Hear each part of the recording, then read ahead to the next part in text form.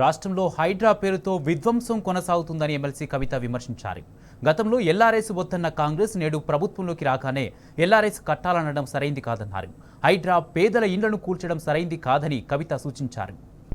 53వ పాయింట్లో మన భూమాత గురించి చెప్పినారు అధ్యక్ష. అయితే ఇక్కడ అధ్యక్ష ఒకటి దయచేసి మనం గమనించుకోవాలి.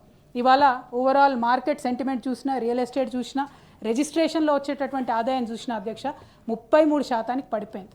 నిజంగానే భూమాత అనేటటువంటిది ఒక రెవల్యూషనరీ స్కీమ్ అయితే, విఆర్ఎల్ఎన్ మళ్ళా ప్రవేశపెట్టడం ఒక మంచి స్కీమ్ అయితే, ఎందుకు ఇవాళ ప్రజల్లో ఒక అభద్రత ఉందనేటటువంటి అంశం అందరం కూడా దయచేసి ఆలోచన చేసుకోవాలి అధ్యక్ష. అట్లానే ఆనాడు ఏం చెప్పినారు, మీరు ఎల్ఆర్ఎస్ కట్టకండి, బీఆర్ఎస్ పోతుంది, మేము వచ్చినాక ఎల్ఆర్ఎస్ మాఫీ చేస్తామన్నారు. మళ్ళీ ఇప్పుడేమో ఎల్ఆర్ఎస్ కట్టమని చెప్తున్నారు. దానికేమో అత్యవసరగా ఎవరు కూడా రానటువంటి పరిస్థితి ఉన్నది, ఆదాయం సున్నా అన్నటువంటి పరిస్థితి ఉన్నది. ఒక పక్క ప్రజలకు ఇచ్చిన మాటను తప్పుతూ ఉన్నారు, ప్రభుత్వానికి వచ్చే ఆదాయాన్ని కూడా గండి కొడుతూ మళ్ళీ ఇవాళ ప్రభుత్వ భూములు వేలం వేయాలని చెప్పి ఒక ప్రక్క ప్రయత్నం, ఇంకొక పక్క హైడ్రాతో విధ్వంసం మాత్రం కంటిన్యూస్గా చేస్తూ ఉన్నారు అధ్యక్ష.